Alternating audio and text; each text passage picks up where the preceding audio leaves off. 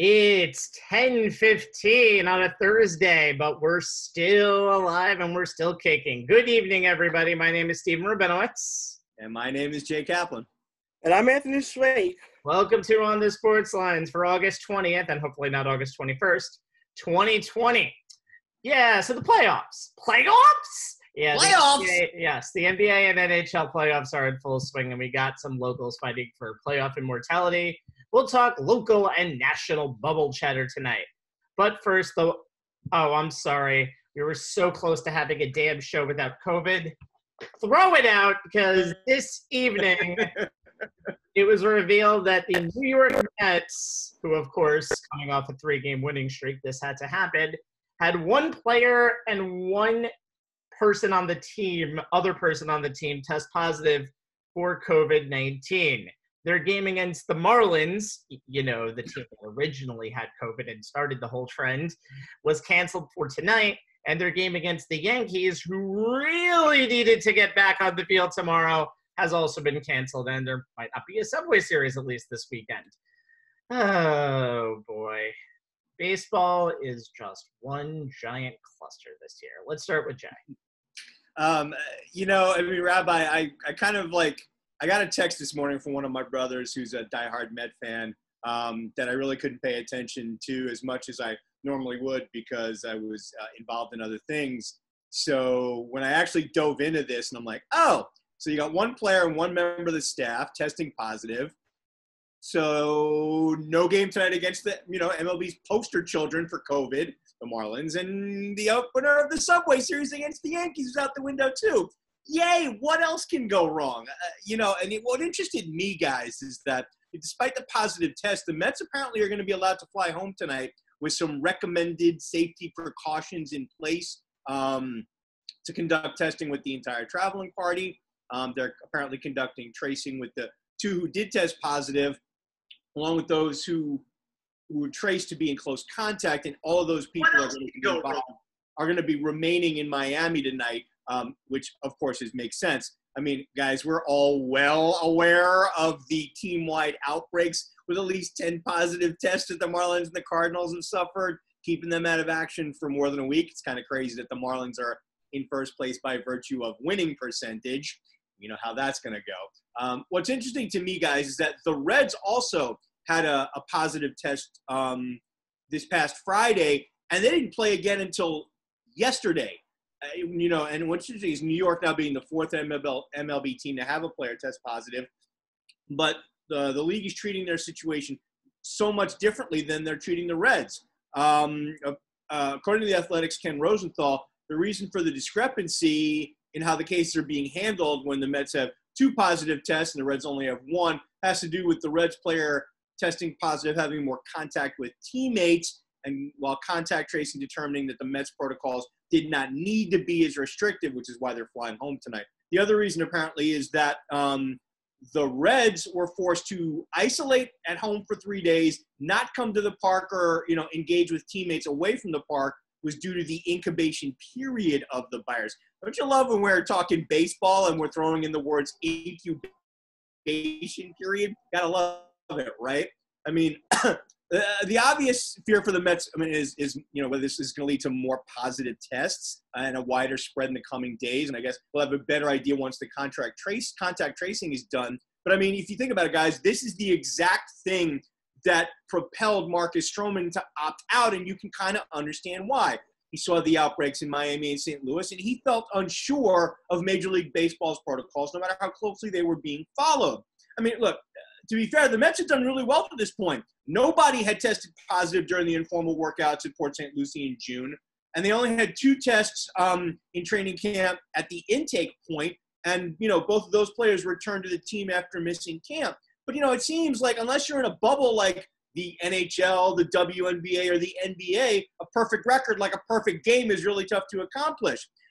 What's interesting also was and I guess he kind of has to say this, before the Mets traveled from Philly to Miami, Luis Rojas said the team felt good about the precautions it had been taking. He said, we've done a really good job, especially on the road, just knowing we're going to stay in our bubble. We create a bubble in the hotel and we limit the places we can go to. It's been pretty solid and we're going to maintain it that way. We trust it. But, guys, Stroman was kind of spot on when he said, quote, "It makes you realize how hard it is to truly make sure everything is being buttoned up 24/7 from every single angle. A lot of it is out of our control, even if we do everything perfectly around the clubhouse. Even if we also do it perfectly going back to the hotel or back from the bus, there's so many factors that are out of our control." And you know what? He's right. You hope this is all there is to it, and the Mets can get back at it as early as, maybe come Monday, and they can make these 2 games up on the mutual off days they have with each of these teams. Marlins on September 3rd and the Yankees on the 14th. But, who knows? Fingers crossed, though. Yeah, it was funny that the Mets were the one team that played the most games this season, that had not had the season interrupted by any positive tests to go COVID. They've played 26. And if you're a Met fan, the timing is like impeccable when it comes to the Mets' bad luck when they're on a 3-game winning streak and they actually find some offense. But besides the point, besides the point is that even when, and we have to not overlook player behavior too. We kind of saw that situation in Cleveland where they pretty much ostracized 2 players who decided to be idiots, to the point where even Alvaro Perez threatened to retire if those guys was welcome back into the clubhouse. But the Mets, before we know, we'll find out more what exactly happened as far as the player that might have tested positive, if he might have broken protocol, maybe he just, or maybe that just might have inadvertently came in contact with someone who may have had it, who was asymptomatic. I mean, it's still a lot in the air, but it brings into question Major League Baseball's protocols that has really kind of cast a shadow on this whole season. This is the 4th team that has had a positive test in season and now has to postpone games, and now it seems like it's becoming more and more of a bigger mess. I mean, if you're a Yankee fan, you're not happy because the traditional subway service is one thing, but second time they've had to cancel games because of someone else's positive test, by the way. Yeah. And by the way, the Yankees are the unwilling victims in all this because the team that they're supposed to play gets a positive test, not them. Maybe it helps the Yankees out because they're getting everything but COVID. They're a banged up team as it is. But as far as the MLB protocols, it just seems like there is no real guarantees right now because it seems like the Mets were doing everything correctly, and you see this happens. I mean, we've seen it with the NBA prior to the bubble that guys were quarantined and ended up testing positive, like Russell Westbrook, who was asymptomatic. So it's another case of the players doing all they can, but, like Marcus Stroman said, it's only so much you can control. Yeah, and 2 words that do not go together this year, Rabbi, 2020 and guarantee. No, it doesn't. But, I mean, again, if you travel, there will be positive tests. I think we've all known that. It's just really a question of what you do with them. And I will give baseball some credit. After the Marlins fiasco where they basically allowed players to play with COVID, they've handled the situations better. I know that there's going to be situations where there's games lost, but let's give them a little bit of credit. The Reds, they pretty much just extinguished quickly. They were back on the field this week.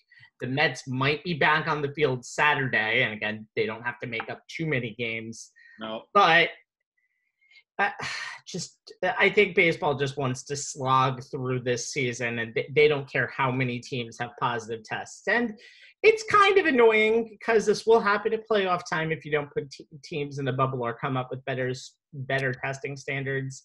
And hopefully baseball has a learning lesson this year because I think with all of it's not even a top story anymore, I think, nationally when a team gets positive tests because we're numb to it now. I think Bob Manfred really needs to look and see where the real priorities lie because he thinks it's all about the money when in reality the money loss isn't really worth the embarrassment right now that they're getting PR-wise this year. No. Okay. We're moving on. We will talk hockey in just a little bit because I think we're about to be talking about a team that's advancing to the conference semifinals, but we'll wait until that's made official. Minute 44 remaining. Don't jinx them. It's 3-0 now, But let's go to sunny Florida. The NBA's bubble has seen the scrappy Brooklyn Nets fall short to the defending champion Toronto Raptors in the first 2 games of their 7-game series. Game 1 was a blowout, and Game 2 was a lot closer. Jay and Anthony will focus on the teams in this series. Let's start with, I believe, Anthony in the Nets, or you with the Nets? Yeah, Anthony. I'm with the Nets, actually. The all black is just a coincidence, FYI. I just want to put that out there. Brooklyn. Yeah. Well, my takeaway from the Nets is that, you know what, they've been impressive in the bubble, but they just don't have enough talent. I think that's painfully obvious. Game 1, it took them forever to kind of figure out how to play against Toronto, a team that's been together, a team that has a championship pedigree. And before you played Game 1, I was wondering who exactly was going to give them more scoring besides Clarence LeVert. And they got just shellacked. But Game 2, they came out a lot better. The defense is a lot better. Gary Temple, not Gary Temple, but they hit this shot. Temple had a great game, by the way, too. Temple was hitting threes. Yeah, I mean, the Nets came out with a different energy, and in the second game, they turned the ball over a whole lot. I think that was obviously their own doing. They turned the ball over, and then the last possession, too, was just a disaster. Yeah. But now you look at going into the remainder of the series, Joe Harris left the bubble for a non-emergency reason. So he may not be available for games 3 and 4, and obviously with the schedule and the team's playing every other day, very unlikely that he's going to be back no sooner than at Game 6 if it goes that far. But, Brooklyn, their shooting was 34%, slightly better in the second game. Clarence LeVert struggled, but they got something out of Tyler Johnson. And Timothy Cabarrot really played well in Game 1 of the series, gave him 17 in Game 2. But they just don't have enough. I mean, you look at the Toronto Raptors and the way they play defense, Spicy P, Fanfare Fleet, they just do not have an answer for whatsoever. And it just comes down to it's a level of talent right now. And then the Nets, for what it's worth, they play with a lot of energy. They've been a scrappy team. They have overachieved. Jacques Vaughn has done a great job with this team that's been thrown together. But they just look overmatched when it matters most. And I can see the series coming to an end no later than by Monday morning. Game 4, I think, is scheduled for Sunday. I think the series will end there. Unless Clarence LeVert can go off for a really big game and the defense could be a little better, can they maintain that defensive energy for 4 quarters? I can see the series ending in a sweep. And it just, like I said, it's a talent level. The Nets just don't have enough right now. Mm-hmm. Yep. All right, Jay, the Raptors. Yeah, I got to tell you, and you guys will remember that I picked these guys to rep the East in the NBA Finals, and so far through the first 2 games this series, they're making me a profit. Yes, they are. And they've kind of done what you have to do if you're going to go all the way. They won a game handily when everything they did worked, Game 1, and they won a game when things did not go the way they usually do for them in Game 2. And if you're going to make it to the finals, you have to be able to win both kind of games, and you have to be able to win them when your number 1 player turns in subpar performances like Pascal Siakam has done so far in this series, especially as you get deeper into the playoffs. Look, Anthony, you called it. Game 1, the defending champs were dominant in that 134-110 victory. They got up by 33 in the second quarter. The game was pretty much over, even though the Nets cut the lead to 8 at one point in the third. The Raps showed they can win big.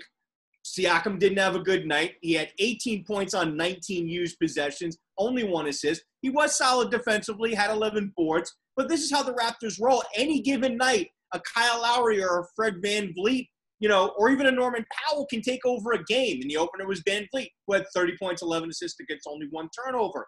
And when we talked on our NBA Restart show, I mentioned that the Raptors among the NBA's best teams in transition this year, a league-leading 21% of the Raptors' offensive possessions were in transition. And they were the third most efficient team in those possessions. And they killed the Nets with it in game one, averaging an insane 1.2 points per possession in transition. What happened in that game is that the Raptors also ate really well at the charity stripe, 32 of 33 at 97%. And they scored 36 points on 29 pick and rolls, including several on above the break threes. And when the Raptors are getting offense in the half court, where they were 17th in efficiency in the league this season, as well as some transition, and they get 30 plus free throw attempts, I don't care who you are, you're not going to beat them. And the Raptors did what they do on D, shut down the paint, forced the Nets to live on corner threes. Brooklyn went 5 of 19. And the Raptors were the best team in the league, limiting percentage on those shots, 35. They have a combination of shooter selectivity, aggressive closeouts. They have length. They have randomness. And Toronto took away Karis LeVert. LeVert did his job, as a playmaker. He had 15 assists against only 5 turnovers. But the Nets aren't going to win if LeVert goes 5 for 14. Game 2, as you said, Anthony, much tighter. Nets shot the Nets, once again, were in the game. We're in the game this time more than they were in game 1. But turnovers and another bad shooting night from LeVert, 5 of 22, is what killed them. The Raptors, this was a game where the aforementioned Norman Powell comes off the bench and drops 24. And the Raptors win a game where they shoot under 44% from the floor, 25% from 3. But they took advantage of the Nets' 17 turnovers, turned them into 23 points, including that one on that final, as you put it, Anthony, horrible possession. When a 3 would have tied the game at 1-2, the Nets screw the pooch, and the Raptors close it out, to win by 5 and go up by 2. Powell did his damage, shooting 10 of 11 inside the arc. The guy shot 66% at the rim this year. The Raptors bench was huge in game 2. Powell and Ibaka were a combined plus 34 on a night, offsetting Siakam and Gasol, who were combined negative 22. Siakam, again, 19 points, 6 of 14 from the floor, 19 possessions, and yet the Raptors found others to step up. Van Vliet and Lowry combined for 45, despite not shooting well. Look, the Raptors trailed for much of the 3 quarters. This was the Nets' opportunity to steal a game, but they let the Raptors hang close. They couldn't keep them out of transition. Toronto, 20% in terms of percentage of shots taken in transition. They even improved their points per possession, 1.29. That's beyond ridiculous. They allowed the Nets 8 second chance points despite allowing them to grab 27% of the available offensive rebounds. Nets couldn't do anything again on corner threes, 5 of 17. The Raptors have their 4th worst half-court showing of the year, less than a point per possession. They shoot less than 68% from the line, but they took care of the ball, got to the rim, converted at 64%, and that's what did it. Like I said at the top, guys, the Raptors have shown they can win when they're firing on all cylinders and when they're not. Boston may be lurking in the second round, guys, but the Celtics are going to have an infinitely tougher time getting the shots they're getting against Philly, against the defending champs. Of course they are, because right now, we'll talk in a second, Philly really isn't a complete team.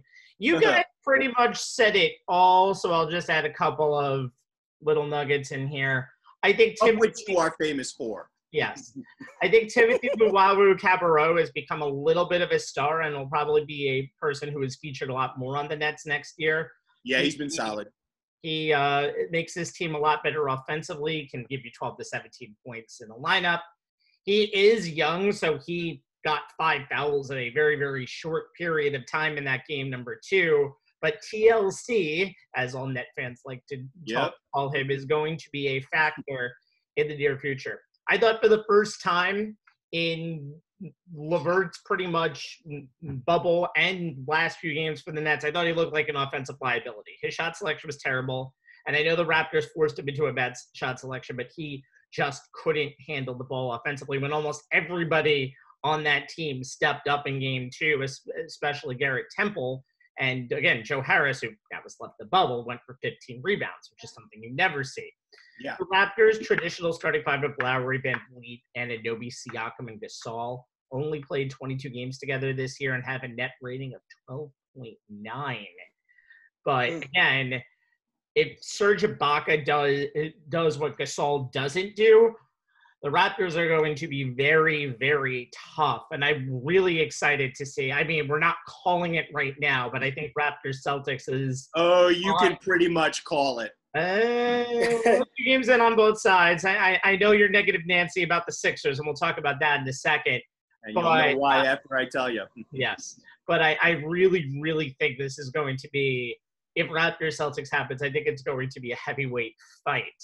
Oh, yeah. And we haven't seen too many of those in the East in quite some time. No, you got one of the best offenses. You'll have one of the best offenses going against one of the best defenses.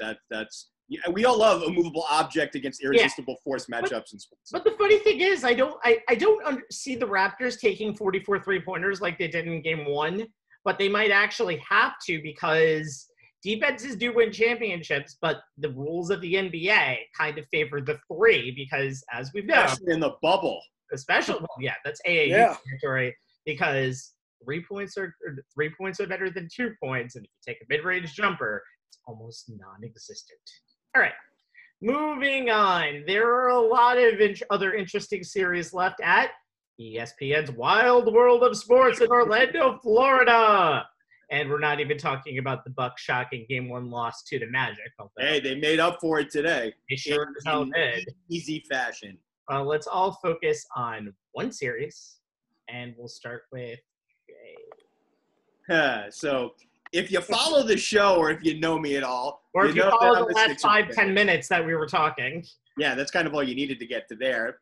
Pretty much, didn't bury the lead there. I'm looking at Sixers Celtics, which is one of the most historic playoff matches in NBA history. To me, one name covers all of the reasons. The Sixers are down 0-2 and missed an opportunity to steal Game 1 and looked absolutely awful in Game 2. Ben Simmons. I mean, the Celtics wings, Jason Tatum and Jaylen Brown, absolutely destroyed the Sixers. Al Horford was overmatched, attempting to guard either of them. Matisse Thybulle struggled when it was his turn. No Gordon Hayward, no problem. Marcus Smart stepped into the starting lineup. Boston did not miss a beat. Celtics killed Philly with high pick and rolls. Embiid's drop coverage was beaten time and time again by Tatum, who's gone for 32 and 33. Brown, who's had 29 and 20. And Kemba Walker, who's at 19 and 22.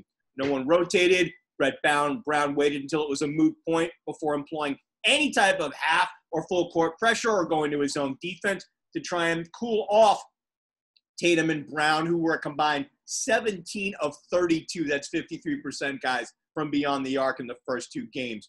I mean, Philly struggled to get Embiid the ball in deep post after the first quarter of each game. He spent way too much of the Sixers' possessions in high pick and rolls where he either didn't get the ball back or was taking foul line jumpers. Sixers guards struggled with post-entry passes and the lack of ball movement, specifically ball reversal, player movement in the half court, killed them. Stan Van Gundy, who was working the game, spent a lot of the game calling this out, and he made a perfect point when it comes to Simmons. Everyone rails against him for what he doesn't do. Shoot jump shots, but they miss on what he does do. Lock down the opposition's best perimeter player. In this case, he would have spent most of the game on Jason Tatum. Now, granted, Tatum's an all-star, so he's going to get his buckets, but he struggles against Simmons. Simmons is also a one-man fast break. The Sixers' transition offense was non-existent against Boston, and that goes directly to Ben's absence. He's also the team's best passer. He gets the ball to teammates in the optimum spot on the floor to take the best shot possible, whether it's to Embiid in the post, to the guards out of the pick and roll or high post, or to baseline cutters. He moves the ball. He makes his teammates move. 2 things that I noted before that Philly is not doing enough of.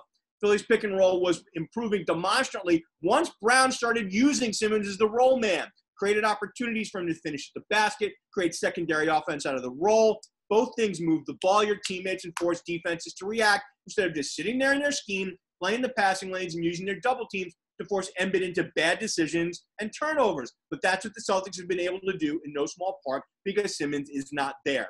Embiid's done all he can with the opportunity he's been given. He's averaging 30 and 13 on 53% shooting. He's gotten to the line 25 times in 2 games, hitting at an 84% clip. But his 4 assists against 7 turnovers is indicative of Boston's double teaming, which has always given Embiid trouble, and his teammates' inability to hit shots. Philly's 29% from downtown. Josh Richardson and Shake Milton have been decent offensively, but Tobias Harris has been totally MIA. And if the Celtics continue, as Embiid said, just walk into their shots, especially those pull-up jumpers and threes, while the Sixers just seem to stand there and watch as Boston's perimeter scorers continue to take a simple screen to get a high percentage shot time and time again. As a team, Boston has the highest effective field goal percentage on those type of shots in the NBA, while taking the second most of them behind Portland. Celtics have multiple players, who can pull right out of the screen and make a three, Walker and Tatum being the most prolific. Simmons' absence is felt here as well. He's a guy who creates the lion's share of Philly's catch-and-shoot threes with his drive and kick game. No other Sixer has shown the ability to do this, at least with not any type of consistency remotely close to Simmons. As we kind of, alluded to earlier, the NBA's current rules are designed to make the pick and roll succeed at a higher rate and post-up succeed at a much lower rate. And that's been painfully evident in these two games, where the Celtics generated those aforementioned high-quality looks, while the Sixers failed consistently, and making it look like a Herculean task when they attempted to make a simple pass into the post to get Embiid the ball.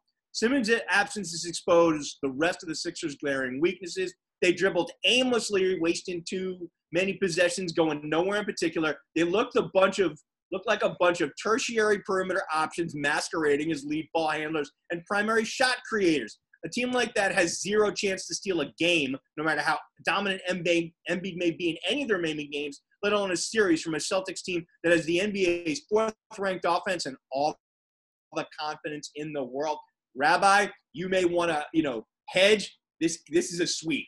It's going to happen. I don't know if it's going to be a sweep, because if you have Joel Embiid, you're going to win a game. Not if you can't get him the ball. No, but I also think once we get to 3-0, because of the nature of these every other day format, and we don't know this because there's no actual home court advantage, but I do think, I wouldn't say the Celtics are going to take their foot off the gas at 3-0, but they might not I wouldn't say put a big effort into it, but they might, if they get down, not exactly give their best foot forward going on. Anthony, Clippers.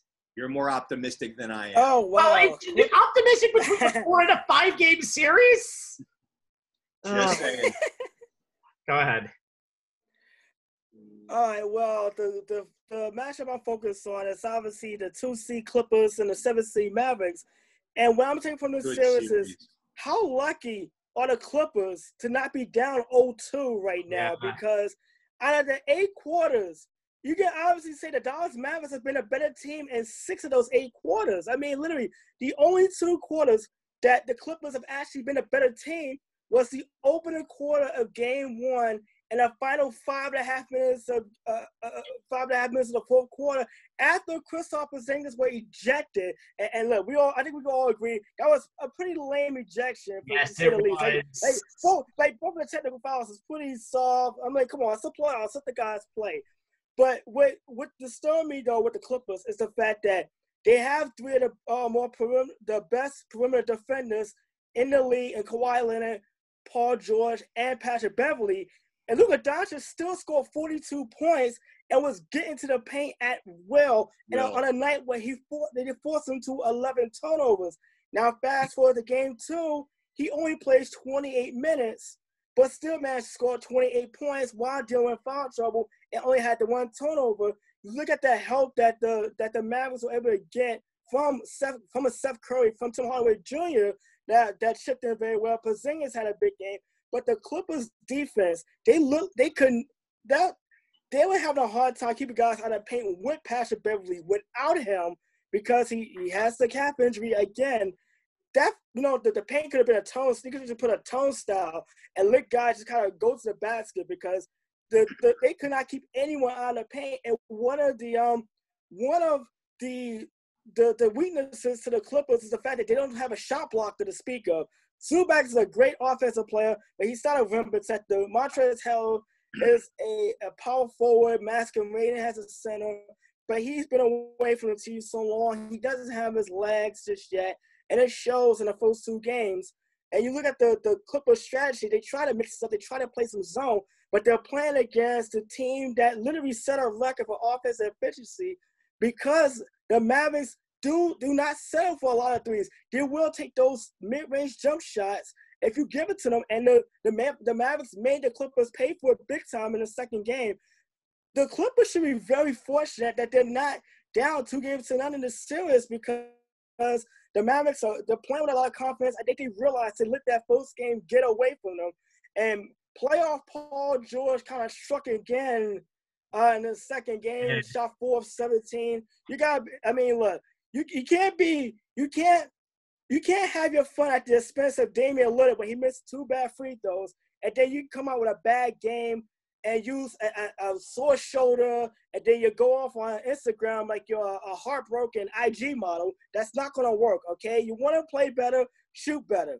But besides the point there, the Clippers, you know what? I've been wanting to get on a bandwagon all season, but they had these mind-numbing moments, and it was before the restart when they got blown out by 40 at home to Memphis. They heard the rumblings about chemistry issues by Montrezl Harrell and Patrick Beverley afterwards. And they have this habit of playing down to opponents they should beat. We saw the defensive issues in the last game they played against the Nets in the receiving games.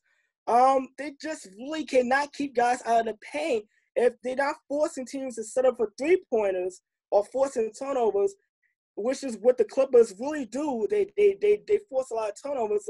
In case of point, Doncic's 11 turnovers in game 1. When they're not doing those things, they're really susceptible to give up a lot of points. And this series, I said that this is a series that could go 6 games. I'm giving Dallas a puncher's chance right now. Because they can score at will, and they have the offensive firepower. By the way, shout out to Boban. 13 points, 9 assists off the bench. Good. The 7'4" guy. Look, if you could do a fight scene with Keanu Reeves, you better be able to dominate down the post against the Clippers' lack of bigs. And he was able to do that in game 2. If they can get some more the production that they got from the bench in game 3 and game 4 for their home games in the series, it should be very interesting. Anthony, I gotta say you're spot on, because I gotta believe that if Porzingis doesn't get ejected, that's a W for Dallas. Yes, it is. And I would have to say this. I was completely wrong. Me and Anthony have gone on about this. This matchup has been pretty much matchup since the bubble started. Dallas was horrible against LA this season because I thought it was offensive firepower against offensive firepower, but Dallas has probably played their best defensive games of the season, and Luka has been the best player on the floor, and even when Kawhi is good, Kawhi can't get any help. However, Luka got very confident today and basically said, we should be in this series with the Clippers. We're better than the Clippers. And you give a T, you give a sleeping giant, you give sleeping giants any vitriol. Just saying, game 3 might not be the same as games 1 and 2. I'm just saying. Gave the bulletin board material. What was he thinking? Material. He's 21, and he's going to do stupid things like that. So, and when Boban, you guys remember Boban's his post-game interview with the TNT crew, where he said he's talked about being a mentor of sorts to Luka. Boban, talk to your boy. Tell him not to say such things. He's going to piss Kawhi off. And a pissed off Kawhi is going to get y'all in trouble. Kawhi was pretty good. Hey, look, the Clippers may need Kawhi because their offense is too much one-on-one against stagnant.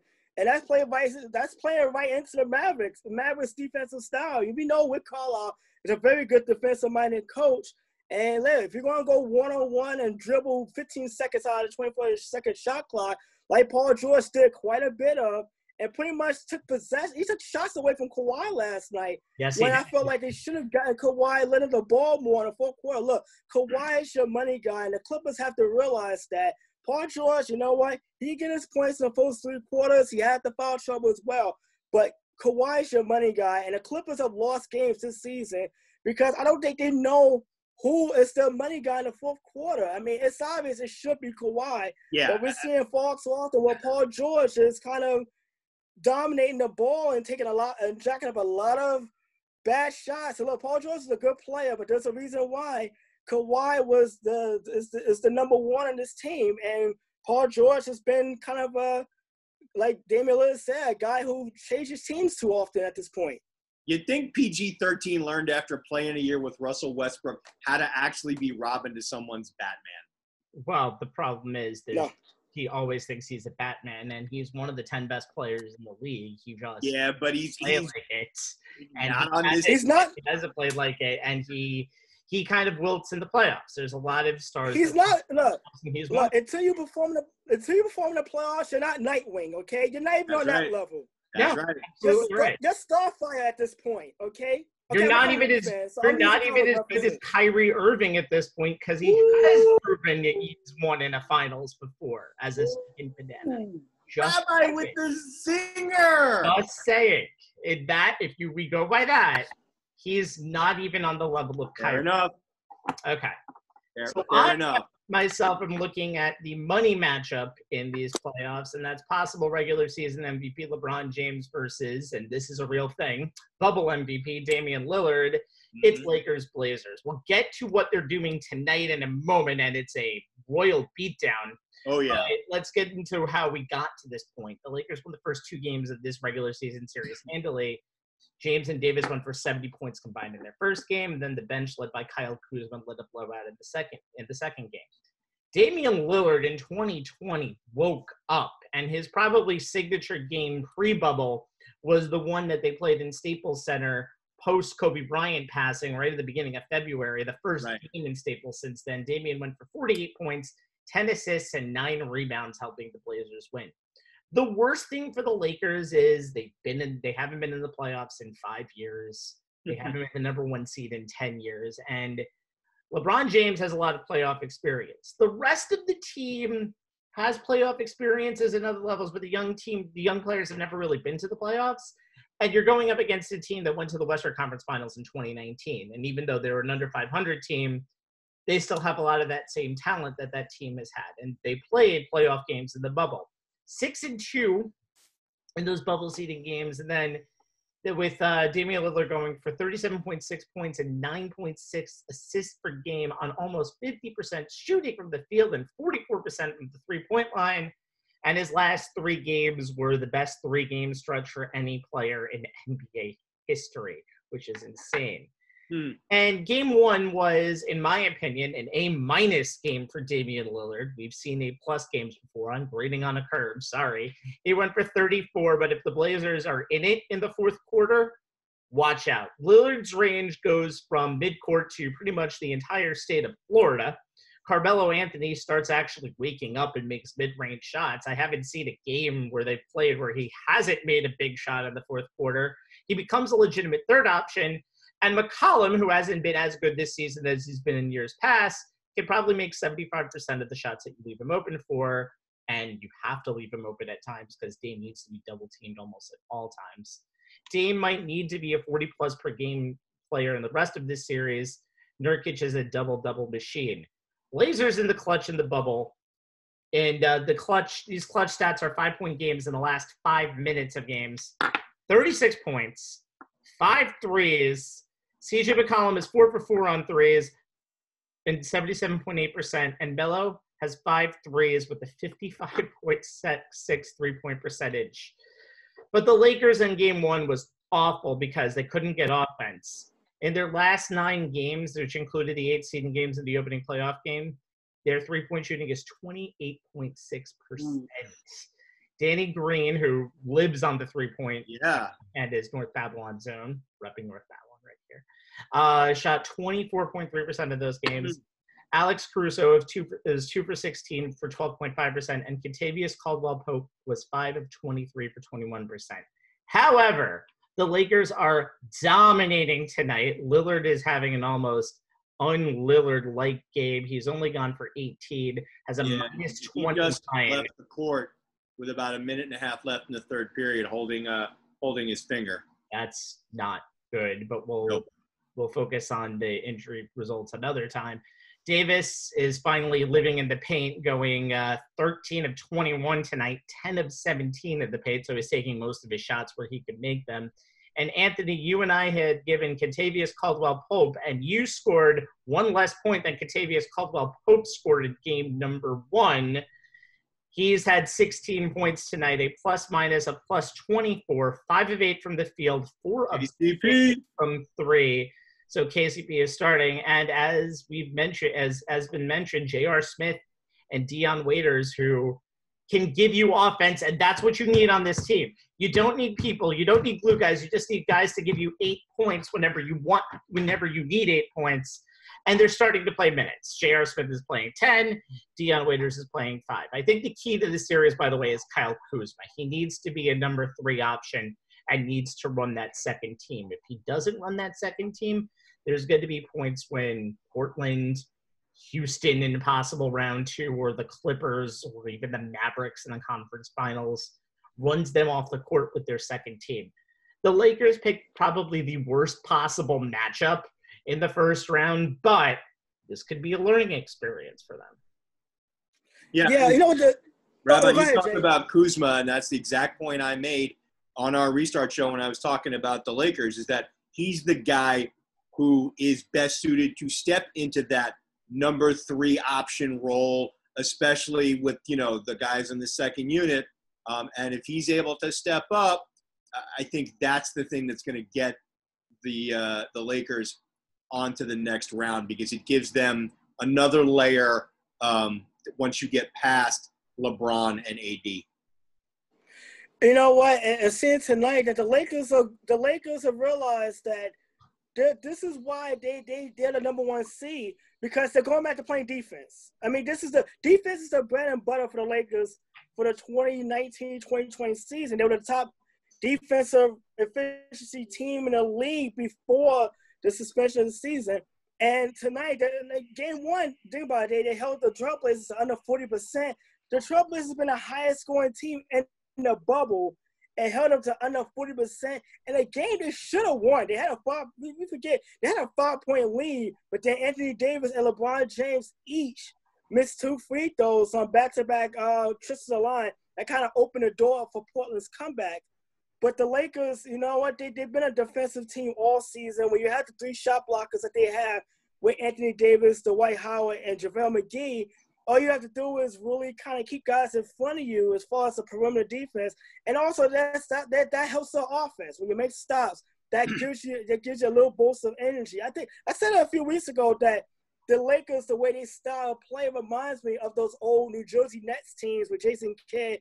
And that was why, because those Net teams they were fun offensively, but it was predicated on making stops on defense and getting Jason Kidd out on the run and being able to create those odd number fast breaks. And now you have LeBron James in kind of that predicament too. And by the way, LeBron James, I mean, is there anything he can't do right now? Nope.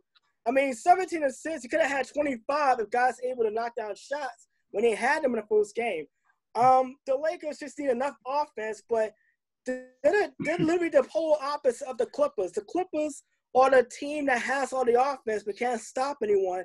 The Lakers don't have as much offense, but the key to their success all season has been defense.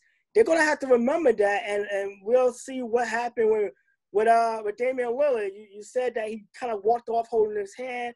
Hopefully it's not too serious. Yeah, he comes back. Yeah. He's come back out of the locker room. But, I mean, Anthony, you talk about the Lakers and the defense, and here's a stat right from this game that kind of nails it.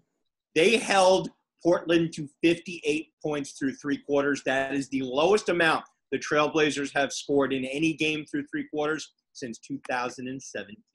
And 35.5% from the field, and 23.8% from 3. Words that are unheard of, especially from a team that outside of Nurkic lives and dies on that 3-point line. And again, though, if the game is ever close, watch out, because then it really becomes a 50-50 proposition. Yeah, it's game time. Yeah, it's game time. And like I said, at this point, the logo. Yeah, at this point, Damian Lillard is taking jump shots from the Epcot Center, all right? I don't think there's nothing's out of bounds with this guy. I mean, if he's taking jump shots from Space Mountain, it's a wrap, and he's making them. I mean, the Lakers are in a lot of trouble.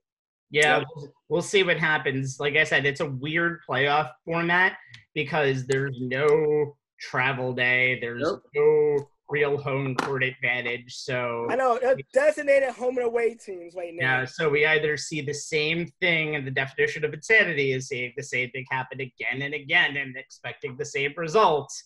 We'll see what happens as we go forward. There's a lot of series right now that are 1-1. I think 5 series are 1-1 right now. So no, it's 4 series. I'm sorry, 3 in the West and 1 in the East. but it'll be a very interesting playoffs when we get to this point next week. All right, so let's go to where the scene is much brighter, and that's Canada, as the quest for Lord Stanley's Cup has seen the Islanders flex their muscle in their series against the Washington Capitals. Just like they did a season ago, they took out one of the big beasts of their Metropolitan Division as they just completed a 5-game series victory with a 4-0 win in Game 5 of their first-round series. So we have some recap and preview to do. Jay and Anthony will focus on a positive and a negative for the Islanders going forward, and I will focus on the likely second-round opponent for the Isles if they made it. I did no research on one of them, so I'm going to be shooting off the hip. Let's start with you. And positive, you lead. All right, for me, the positive has got to be the coaching, Barry Trotz. I mean, you saw the game tonight. Barry Trotz is just out coached the Capitals coach Todd Redden from the start. I mean, you think about it, the Capitals 2018 bread and butter was playing tough, physical, disciplined hockey, and it is translated beautifully to the Islanders. And this series in particular, you think about this, the Islanders have the second lowest rate of shots on net and the 5th lowest as far as dangerous scoring chances. That's in that little crease, that slot area. At even strength in the postseason, they're actually doing better. They did better against Washington in the first 3 games of this series than the entire series in the qualifying round against Florida. You think about they generated more shot attempts than Washington at even strength through the first 3 games, 140 to 112. Game 4 is an aberration. It was just the Alex Ovechkin show. You know what? Superstars could give you 1 game in the series. But the Islanders have done a good job of, you know what, they've limited his shot opportunities. Tonight, he only had 3 shots on goal. And if you can make Alex Ovechkin a virtual non-factor, you're going to win many of those games. The game 1 of this series, the Capitals was outshot 20-11 and outscored 3-0 at even strength. The Capitals top line with Ovechkin, even Tom Wilson, which is held scoreless, and their chances were limited. Fast forward to game 2. Home game for Washington, and the top line again, they scored 2 goals, but the rest of the lines for the Capitals only 13 chances as far as shots in that dangerous line. In game 3, you saw it again. Ovechkin shots limited. The Islanders played a tough physical game. When they're able to stay out of the penalty box, and Jay, you're put more into that. By the way, the 2 goals tonight, and Rabbi, you have to help me with his last name, Anthony Villiers. You know, I had it before the game, before the show, and I forgot it. But you know what? The first 2 goals, the second one, you know what? That is a Barry Trotz coach moment, because he sold out on our breakaway, scored, and got popped literally seconds later into the net. But I mean, the Islanders really dominated the series. Like I said, Alex Ovechkin was able to get them 1 game, but that's what superstars do. But the Islanders has shown that they were the better team in this series from the word go. Barry Trotz has really changed his team around. They've gotten great goaltending from goaltending in this series. Like I said, I don't think there's much else to really add to it, except that Barry Trotz has really turned this team around. If any team benefited from the time off was the Islanders. Remember, they were struggling prior to the suspension of the season and were really in danger of falling out of the playoffs altogether. They had the other New York team, the Rangers, kind of nipping at their heels a little bit, but the restart allowed them to be healthy. The top defenseman line were, they were able to get that together. So they've been really, Ryan Pollock and Adam Pellich is the top defensive unit. They were able to get them healthy again. The Islanders are moving on. Mm-hmm. And Barry Trotz, it's got to be a sweet satisfaction for Barry Trotz. Oh, yeah. Off your contract.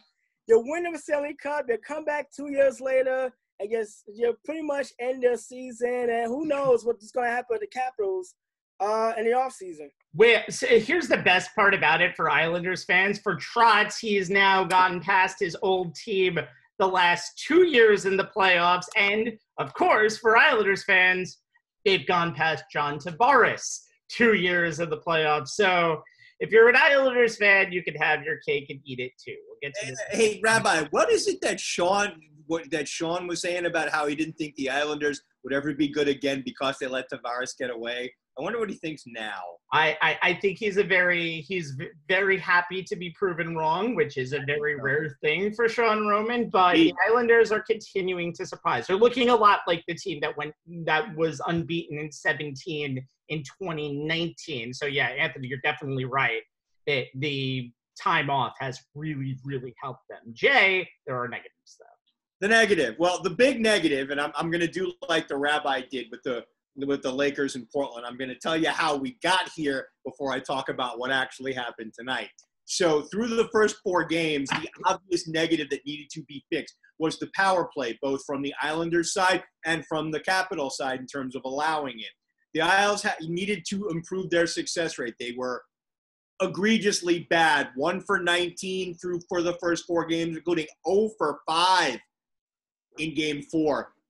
And they allowed 16 man advantage opportunities for the Caps, who scored 4 goals at their 25% clip, which is amazing for them considering the Caps only converted barely over 19% in the regular season. I mean, as Anthony talked about it, the Islanders are in trouble when they don't own 5-on-5 time. They scored both of their 5-on-5, their goals in Game 4, 5-on-5 to jump out to what should have been a commanding 2-0 lead after the first period. But they allowed the Caps to score 3 unanswered, 1 at full strength, 1 on a power play, and 1 at 4-on-4. Ovechkin had 2 of those goals, the full strength and the power play. And you had Evgeny Kuznetsov, who had the 3rd goal in one of those Islander power plays that became a 4-on-4 because the Islanders took a dumb penalty.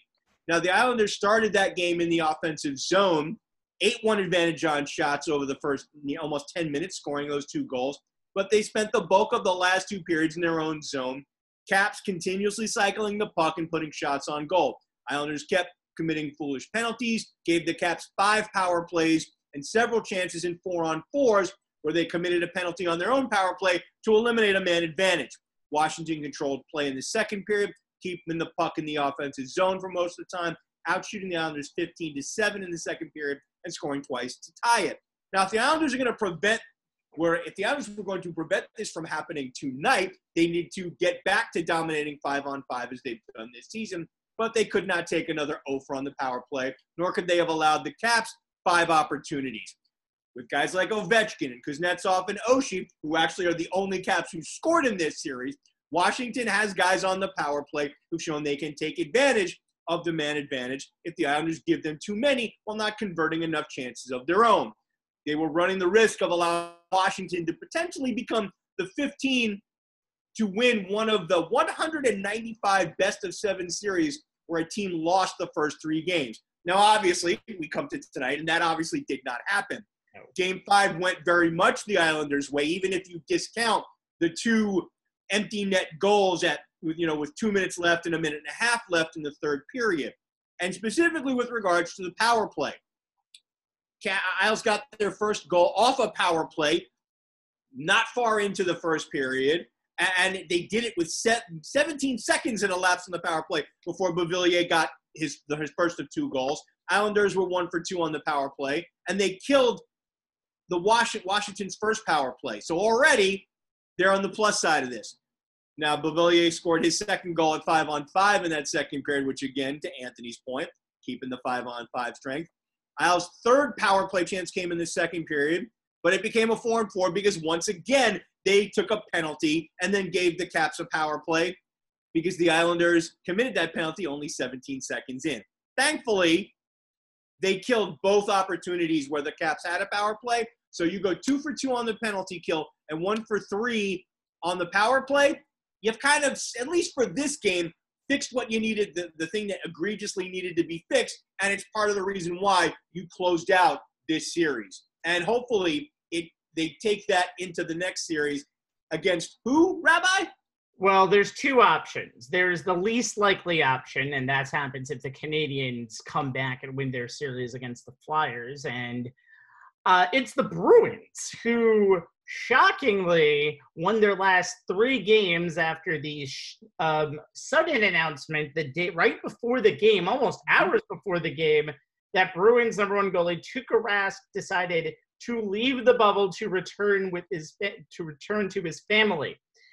And then also, along with that, their scoring leader, David Pastrnak, had an undisclosed injury from Game 1. However, give the Bruins a lot of credit. They still have some of the best offensive firepower in the league. You have David Krejci, you have Patrice Bergeron, you have a team that can score so many goals in such a little time, and is one of the reasons why they've won the President's Cup in 2019, 2020. But give credit to Yaroslav Halak, the backup goalie for the Bruins, and yes, was on the Islanders 5 years ago when they played the Caps, ironically enough, in the first round and lost. So he hadn't played a traditional playoff series in 5 years, and he went 3-0 with a 1.67 goals against average and a 9.26 save percentage after Rask left. So all the Bruins needed was a little bit of good, solid goaltending and enough chances to actually score. They were down 2-0 in game number 4 going into the third period, and frankly just scored 4 goals out of nowhere to take the Carolina Hurricanes' hearts away, and then they beat him in game number 5. So that's the unlikely scenario. And before we move on to move on, because you're barely leaving me anything to talk about when we get to our next segment. Well, no, I'm not moving on, because note that we have 3 goalies left in the playoffs who are currently Islander goalies or were in the Islanders organization at some point in the last 5-6 years. And that includes Robin Lerner, who right now is basically the guy for Las Vegas and has only lost 1 game as Vegas' starting goalie.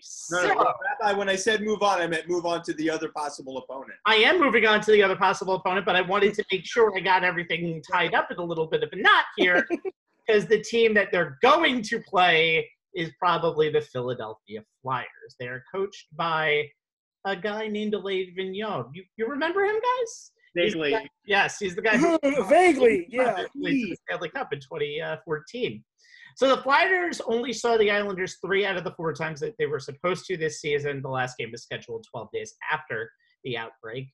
Islanders won every contest, although the Flyers did go to overtime at 1 point. That overtime loss was a bad one that came early in the season, November 16th. Should have been a win, but the Flyers blew a 3-goal lead in the third period. Carter Hart, the Flyers goaltender, is 22 and had a pair of shutouts in games 3 and 4 versus the Canadiens. Struggled in game 5 and was, I think, almost about to get pulled, but didn't get pulled. But the Flyers have been the league's hottest team in 2020, won the 1 seed after the round robin, and are a very scrappy young team. This is not a team led by James Van Riesbroek anymore, and has another former Ranger in Kevin Hayes leading the charge on this team. Flyers Islanders is going to be a very interesting battle, and if you had to guess which 2 teams in the Metropolitan Division would be meeting for the right to get to the Eastern Conference Finals, you didn't think it would be the Flyers and the Islanders, especially going in to the bubble, but here we are now. All right, last order of business. We've had some intriguing series in Toronto and Edmonton as the now 11 teams left in the bubble fight hard for the Chalice of Lord Stanley. There you go. We're going to focus on a couple of wrapped-up series. That's what Jay and Anthony will do, and I'll focus on the series that is still going on. We start with Anthony. Well, the series I'm focused on is Vegas and Chicago. I mean, obviously Vegas finished that series off in 5 games. Head coach Peter DeBoer, I mean, the Golden Knights' depth, I think, is kind of won out in this series. You think about the goalies, Robin Leonard, I mean, the former Islander goalies you mentioned, he was 3-1 in the series and 8-1 since being acquired from Chicago, no less, back in February. Marc-Andre Fleury filled in for a game, and he won his lone start in the series, making 26 saves, and they won 2-1. But also Max Pacioretty, a guy who missed the seeding games because of an injury, able to get the offense kind of jump-started. And Adam Martinez also finally contributed to the power play, something that he was great with when he was a member of the Los Angeles Kings. Obviously, as a Ranger fan, that pains me to bring that up. But they scored 15 goals in the 3 seeding games against They scored 15 goals in the 3 seeding games against Dallas, Colorado, and St. Louis.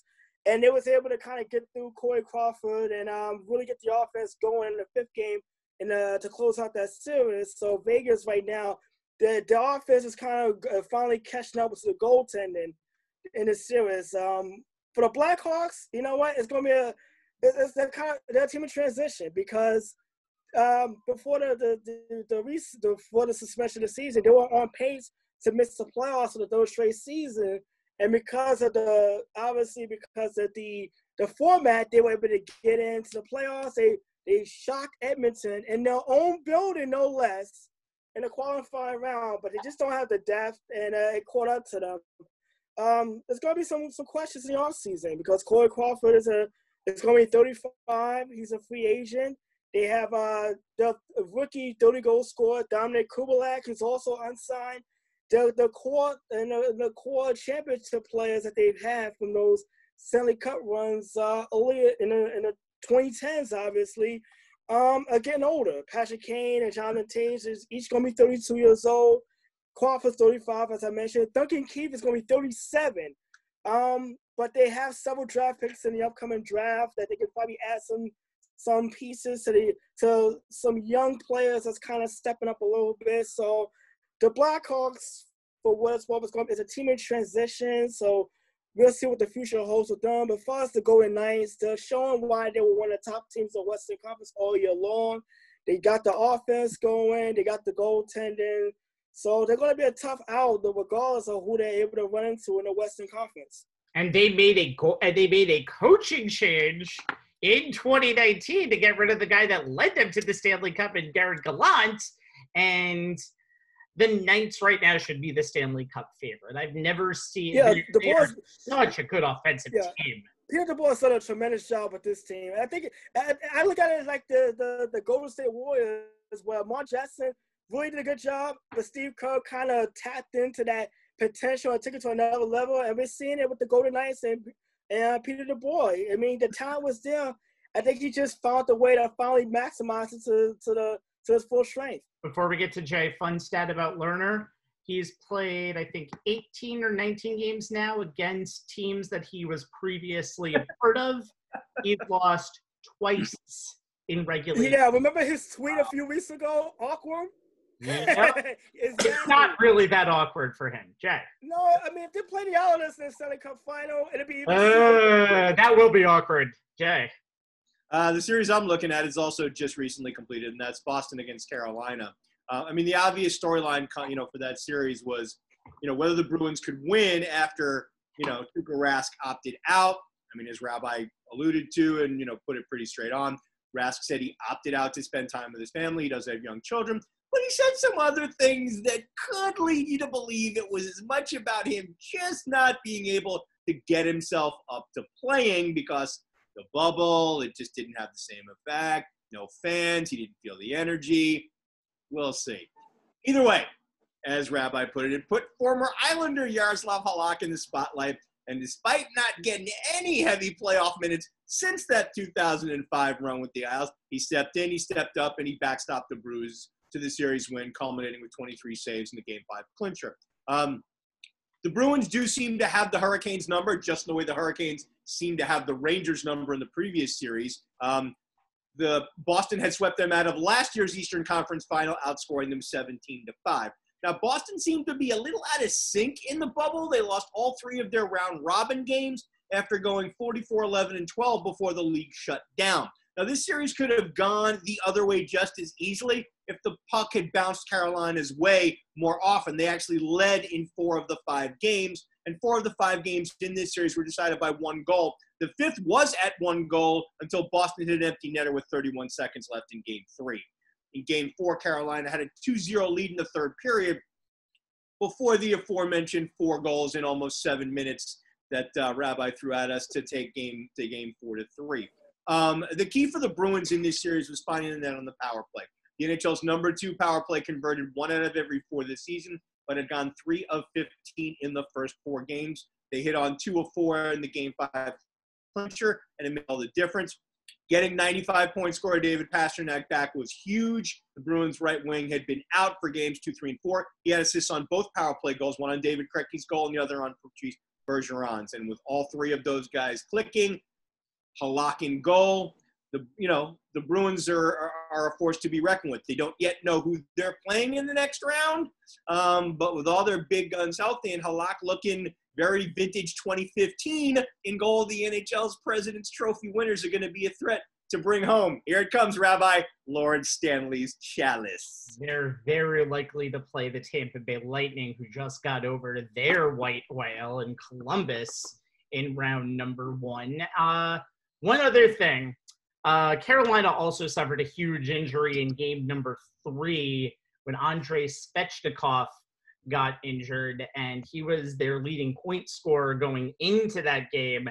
And Anthony mentioned Sebastian Aho very nicely when we were talking about their playoff series against the Rangers, but Svechnikov was really a dynamic 20-year-old player, could easily score with the best of them, a lot of speed, and his injury was also a deflator for the Carolina Hurricanes, but the Bruins have their number.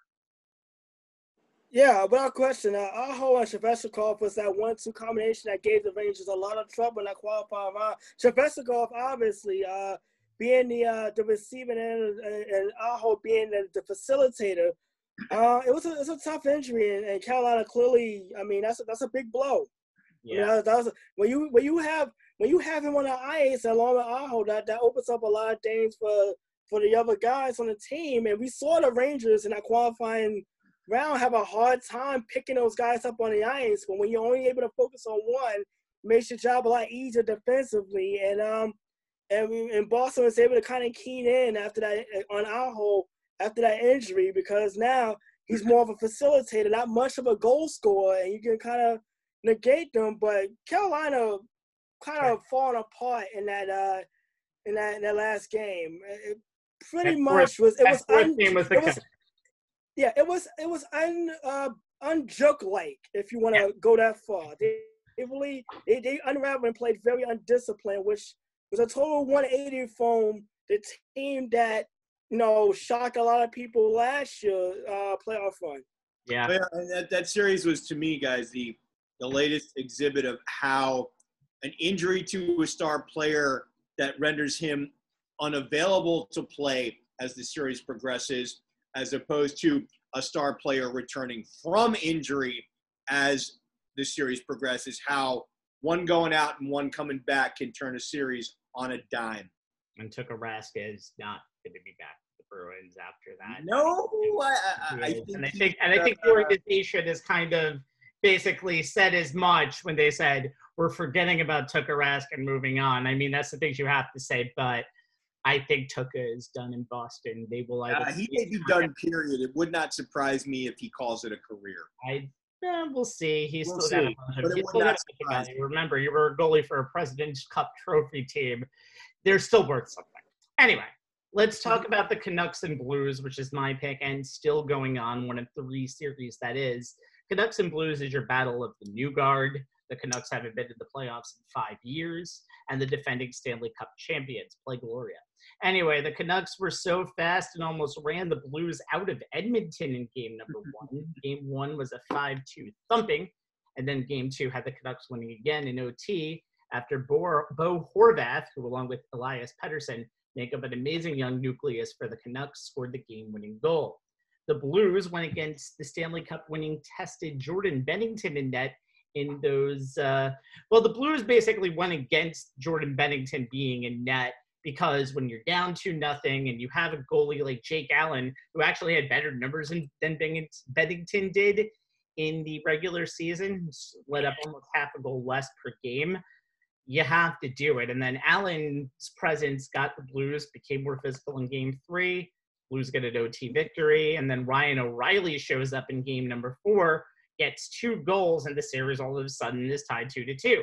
But the Canucks have depth. And in game number 5, they had an unlikely hero in Tyler Mott, scored 2 goals, including a shorthanded goal, and 3-1 Blues became 4-3 Canucks. The Blues are still one of the most talented teams. They had the best record in the Western Conference in the regular season.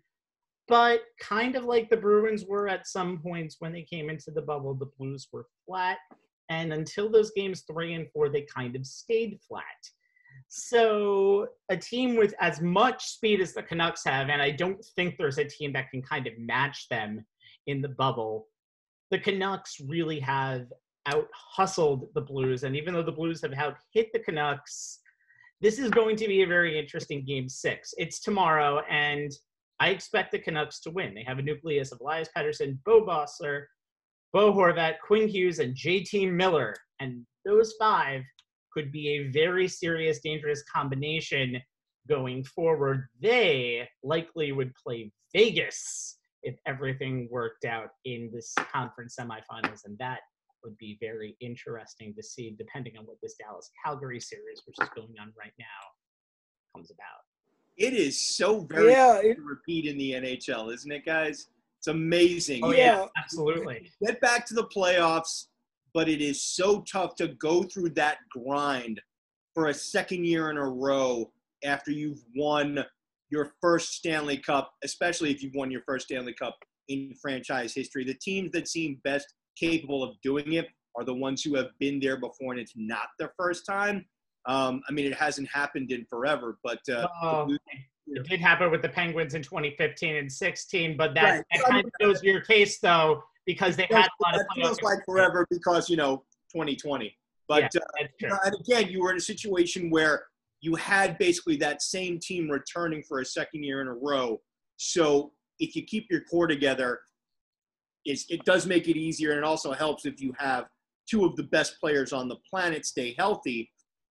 But it never ceases to amaze me how that is the exception as opposed to the rule pretty much since we finished off the Islanders and Edmonton dynasties in the 80s. I don't think there's really been anybody other than the Penguins in those back-to-back years who have come close to being able to get back there, let alone do it again. So the Blues, if they get bounced, people are going to go, oh, what happened to the defending champs? You can't look at it that way because it is so hard to do it again. To me, as much as everybody talks up the NBA playoffs, there is no tougher playoff scenario than the Stanley Cup playoffs. Yeah, I always said that, and I always bring up when we're in the studio and we talk offline, of course, my trip to the Hockey Hall of Fame, and you get the appreciation to when you see the Stanley Cup itself, and you see the Vezina trophies and the Conn Smythes and all these trophies, you appreciate the grind and the toll it takes to get to those 16 wins. That is not easy. I mean, the Stanley Cup playoffs is the one tournament where home ice advantage really doesn't mean anything. You can literally get bounced on the playoffs. We've seen it last year with the Tampa Bay Lightning putting up record numbers for wins and getting swept by the 8th-seeded Columbus Blue Jackets. We've seen it happen looking before. Flat out awful. And they looked awful in the process. But in the case of the St. Louis Blues, I mean, Jordan Binnington may start Game 6. If you think about this, he was 3-0 last year during that Stanley Cup run with a 96% save percentage, just giving up 3 goals on 86 shots. And let's not forget the performance he had in Game 7 against Boston. And when they threw everything at him, including half of the TD Garden, and he couldn't get anything past Binnington. This is what the NBC sports announcers are called the Big Boy Series, because it's been brutal, it's been physical, it's been chippy, it's been a lot of penalties in this series, and it's been old. We don't be seeing this in the Eastern Conference. This has been a old school physical, drag-out hockey fight that we don't normally see in the Western Conference. No. Not since the days of the Detroit Red Wings and the Colorado Avalanche in the mid-'90s, when you saw goaltenders you see Patrick Roy and Chris Osgood exchanging blows prior to a game, which we don't see that nowadays. But it told you the rivalry that went back then. Like I said, it's going to be an interesting call because Allen has played very well in this series, but Binnington does have the experience when it comes to base elimination. And the St. Louis Blues, I mean, right now the backs up against the wall. They have to try to figure out a way to win this in the series. But more importantly, they got to play a little more discipline. I mean, neither team has exactly won the award for sportsmanship in this series. It's been a very physical series, and one that I'm not gonna lie, it has kept me up past 2 a.m. to watch because obviously they're playing in Edmonton, so the time difference is apparent. But I'm looking forward to this game tomorrow. I'm looking forward to the game 6 to see how this plays out because it's kind of been a little bit of a back and forth just as far as who's out hit who. I mean, the Blues have kind of been the more physical team, but Vancouver has out-hustled them on a lot of loose pucks. So it's really going to be an interesting game, especially if Binnington plays because the reason why he is set in this series because he gave up 9 goals on just a little under 45 shots. I mean, he is playing so he's reverted back to the Binnington that was a question mark going into last year's cup run. When if he does start tomorrow, they're going to need that game 7 Jordan Binnington to stay alive. Yeah, and I think one of the things before we leave tonight that's just weird as we saw the NHL 5 series ended in 5 games and we might see a bunch of series in the NBA go short is without the absence of home court advantage. I think the better team is going to win. That's as simple as that. The higher ranked team is usually going to win, except in the case of the Islanders. But the Islanders proved by far they were the much better team in that series. And that it shows, though, no home ice advantage has been very weird. At least in hockey, you get the final line change. Yeah. But as we've seen in basketball, that's nothing. And that's really been interesting to see as we've gone on. Yeah. And by the way, another thing about the Islanders, this is the second year in a row they kind of shut down one of the NHL's poster boys. Well, last year they literally took Sidney Crosby out of that series against the Penguins in that 4-game sweep. This year, outside of Game 4, they just did a number on Alex Ovechkin and made sure it was a non-factor. And the Capitals just does not have enough scoring depth on those overlines when Ovechkin, TJ Oshie, and the top line can't get it going. Yeah. And when the Islanders are playing, every mission when the Islanders are playing 5-on-5, they're as good a team as any that's left in the tournament. You know, I mean, guys, we often, because they play at the same time, we often, you know, when we've done shows in the studio, we compare and contrast how much different the NBA and NHL playoffs actually are. You know, I mean, in the NBA playoffs, you expect your stars to be stars, and you expect them to raise their game, you know, to that playoff level. And more often than not, we get to see them do that. The NHL is often a lot more about what role player is actually going to step up and be an X factor and contribute, somebody on a 4th line or a 3rd defense pairing, you know, who does it. And also it's a question of which goalies are actually going to stand on their heads to steal a series for you. And sometimes it's goalies who have been lights out all year. And sometimes it's been a Jordan Binnington who a lot of people outside of St. Louis never heard of until the Stanley Cup playoffs start. And often with the Stanley Cup playoffs, you can be hot one year as a goalie and you can completely be a zero the next year. And we've seen that in many a season where that's happened. And you're left scratching your head going, but he killed it for us last year. Huh? And again, but I mean, to me, that's what it comes down to. As Anthony said, it's a grind. I've never equated the NBA playoffs as a grind. To me, and maybe it's because this year, though, going every other day, and they might move series up. Yes, this year it is. It will be more of a grind. But more often than not, we look at the NBA playoffs, and maybe because it's basketball, to me, it's always seemed to be more of a sprint, while the NHL playoffs seems to be more of a marathon. It's very interesting to just see the 180-degree difference between those two sports' playoff series. To me it's always interesting, and it's always fun just to see how different they are, but no less exciting. Yeah, and in this era of COVID, it's nice to see that we have something to entertain us. Well, that does it for another edition of this show. For Jay Kaplan and Anthony Strait, my name is Stephen Rabinowitz. We are, as we were this week, live every Thursday at facebook.com/onthesportslines.